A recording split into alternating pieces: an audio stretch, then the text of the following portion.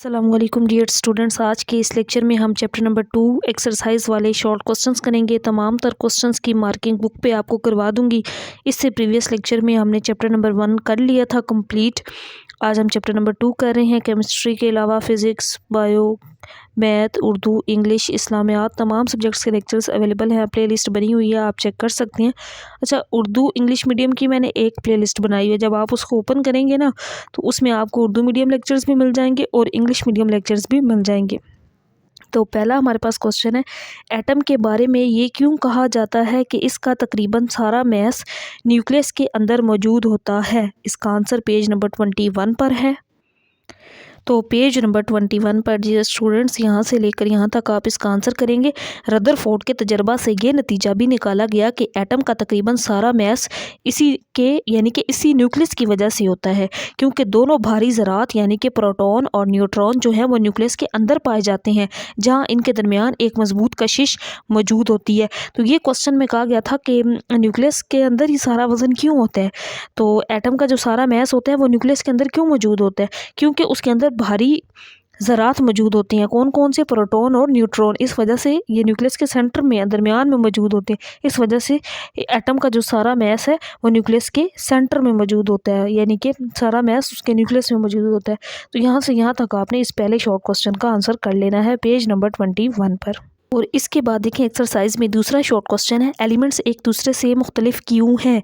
इसका answer book के page number 22 पर है। तो डियर स्टूडेंट्स, पेज 22 की आप ये वाली आखिरी लाइन यहाँ से स्टार्ट करेंगे, ताहम एक एलिमेंट का एटम दूसरे एलिमेंट के एटम से इसलिए मुख्तलिफ होता है। बाकी नेक्स्ट पेज पे आ जाएंगे हम। इसलिए मुख्तलिफ होता है क्योंकि इन दोनों एटम्स में इन तीनों बुनियादी पार्टिकल्स की तादाद में फ़र्क होता है। यहाँ से फिर आप ये लाइन करेंगे, हर एलिमेंट का एक मखसूस अटामिक नंबर होता है जो इसकी शनाख्त होता है। फिर ये लाइन इसके अंदर करनी है, अटामिक नंबर की तरह मैस नंबर भी एटम को शनाख्त किया जाता है। तो यही वजह है कि एक एलिमेंट का जो अटामिक नंबर होता है, एक एलिमेंट जो होता है हमेशा दूसरे एलिमेंट से मुख्तलिफ होता है। उसका अटामिक नंबर डिफरेंट होता है, उसका मैस नंबर भी डिफरेंट होता है, उससे उसकी पहचान होती है। तो इस वजह से फिर वो डिफरेंट होता है, क्योंकि उसमें तीनों पार्टिकल्स जो होते हैं वो डिफरेंट होते हैं। उसका मैस नंबर, उसका एटॉमिक नंबर डिफरेंट होता है। ये एक लाइन, ये लाइन और बाकी जो मैंने आपको पहले बताया यहाँ तक आपने इस दूसरे शॉर्ट क्वेश्चन के आंसर में कर लेना है। फ्रेंड्स, यहाँ पे मैं आपको एक फार्मूला बताती हूँ इसी टॉपिक में। ये देखें, n = a-c। तो नंबर ऑफ़ न्यूट्रॉन्स निकालने हो ना तो यहाँ पे इस फार्मूले से निकाले जाते हैं। अगला हमारे पास यही छोटा सा न्यूमेरिकल है। a एटॉमिक नंबर को जाहिर करता है और z मैस नंबर को जाहिर करता है। ठीक है, जैसे ये ऑक्सीजन है ना तो ये ऊपर a की वैल्यू है इसके एटॉमिक नंबर की, ये जो नीचे 8 है ना ये इसका मैस नंबर है। तो अब हम अगला क्वेश्चन देखते हैं, उसमें हमारे पास बिस्मथ Bi गिवन है। तो नेक्स्ट हमारे पास ना ये तीसरा शॉर्ट क्वेश्चन है, Bi बिस्मथ गिवन है जिसमें इसका एटॉमिक नंबर 210 है और इसका मैस नंबर यानी कि Z ये 83 है। इसमें कितने न्यूट्रॉन्स मौजूद हैं। तो न्यूट्रॉन्स मालूम करने का फार्मूला क्या होता है, n = atomic number minus mass number. तो यहाँ पे इसका एटॉमिक नंबर 210 गिवन है, ये लिख लेंगे। 210 गिवन है, Z होता है मैस नंबर, जो नीचे वैल्यू होती है ये मैस नंबर होता है। यहाँ इसको पुट करें, 83 दोनों को माइनस करेंगे तो 127 आ जाएगा। ये इसमें नंबर ऑफ न्यूट्रॉन्स होंगे। न्यूट्रॉन्स की तादाद कितनी होगी, 127 होगी।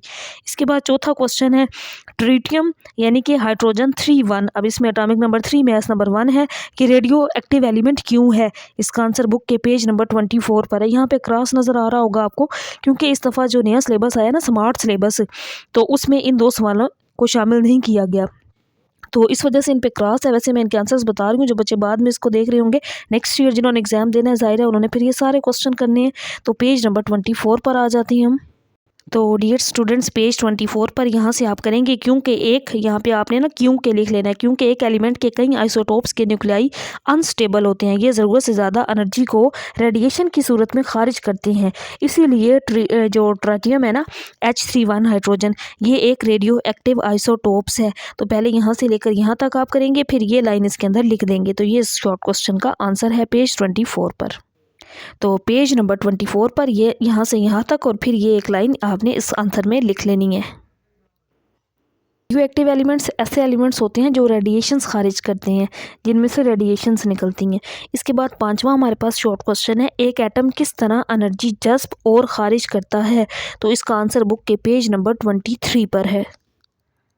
इस 5वें शॉर्ट क्वेश्चन का आंसर बुक में मुझे इतनी एक्जैक्ट फॉर्म में नहीं मिला, तो डियर स्टूडेंट्स मैंने इसको आसान वर्डिंग के अंदर लिखा है। तो ये पूछा गया है कि एक एटम एनर्जी कब जज़्ब करता है, कब खारिज करता है। तो इसका आंसर सिंपल सा आप ये लिखेंगे, जब इलेक्ट्रॉन ज़्यादा एनर्जी वाले ऑर्बिट से कम एनर्जी वाले ऑर्बिट में जंप करते हैं तो एनर्जी खारिज होती है।